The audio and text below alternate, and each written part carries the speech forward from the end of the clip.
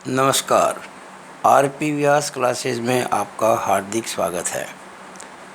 मैं इस वीडियो के माध्यम से एक सब्जेक्ट है डिप्लोमा सेकेंड ईयर में, जो सिविल और मैकेनिकल दोनों ब्रांचेस में कॉमन है।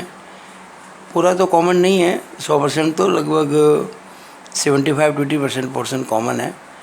फ़िलहाल जो मैं आपको चैप्टर करा रहा हूँ वह चैप्टर नंबर 2 और उसका नाम है fluid pressure and it's measurement.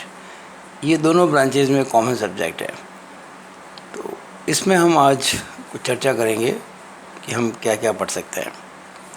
सबसे पहले तो आपको ये बता दूं कि ये जो शब्द है दाब, दाब तीव्रता, कुल दाब, यानी कि प्रेशर इंटेंसिटी, टोटल प्रेशर, ये कई बार कंफ्यूज कर देते हैं।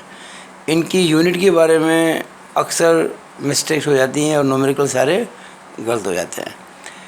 तो जब हम बात करते हैं टोटल प्रेशर की, कुल दाब की, तो उसका अर्थ होता है, उसकी जो इकाई होती है वो न्यूटन है, किलो न्यूटन है, किलोग्राम फोर्स है। ध्यान रखिए, किलोग्राम फोर्स, ना कि किलोग्राम, क्योंकि किलोग्राम यूनिट होती है मास की, यानी कि शक्ति की या द्रव्यमान की।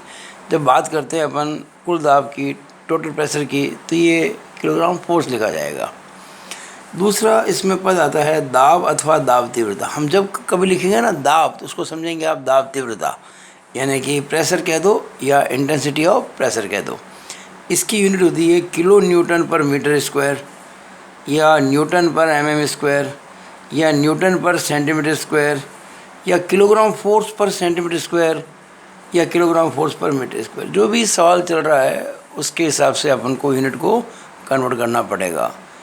नॉर्मली जो पैटर्न है वो ये रहेगा, हम रखेंगे किलो न्यूटन पर मीटर स्क्वायर। अब देखिएगा कि 1 किलोग्राम फोर्स जो होता है वो 9.81 न्यूटन के बराबर होता है। कुछ बुक इसको 9.8 लेती हैं, कई बार तो कुछ कैलकुलेशन इसको 10 ले लिया गया है, लेकिन हम हमेशा एफएम के अंदर इसको 9.81 लेंगे। अब बात आती है पानी का घनत्व, यानी कि डेंसिटी ऑफ वाटर। तो पानी का जो घनत्व होता है वो नॉर्मली जो बुक्स में भी कई बार देखा होगा आपने, 1000 kg पर मीटर क्यूब लिख देते हैं। वो kg पर मीटर क्यूब लिखना गलत है, 1000 किलोग्राम फोर्स पर मीटर क्यूब लिखा जाना चाहिए, क्योंकि kg तो मतलब होता है शक्ति, हम बात करते हैं यहाँ पे भार की, तो किलोग्राम फोर्स पर मीटर क्यूब रहेगा। अब चूँकि 1 किलोग्राम फोर्स का मतलब होता है 9.81 न्यूटन, तो मैं जैसे ही 9.81 से गुणा करूँगा, ये किलोग्राम फोर्स का बन जाएगा न्यूटन, तो ये हो गया न्यूटन पर मीटर क्यूब। और हमें चाहिए किलो न्यूटन पर मीटर क्यूब में, 1 किलो न्यूटन में होते हैं 1000 न्यूटन। जैसे ही मैं 1000 से भाग लगाऊंगा, ये न्यूटन बन जाएगा किलो न्यूटन, तो ये 1000 से 1000 कट जाएगा और 9.81 किलो न्यूटन पर मीटर क्यूब।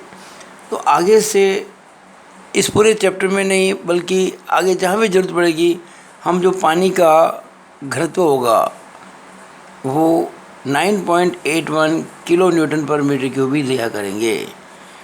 अब मान लीजिए पानी की जगह कोई और फ्लूइड आ गया, ऑयल आ गया, मरकरी आ गया, या कुछ और भी आ गया, जिसकी स्पेसिफिक ग्रेविटी आपको दे रखी है S, यानी वो कोई अन्य तरल है, कोई अन्य फ्लूइड है जिसका विशिष्ट गुरुत्व यानी कि स्पेसिफिक ग्रेविटी आपको S दे रखी है।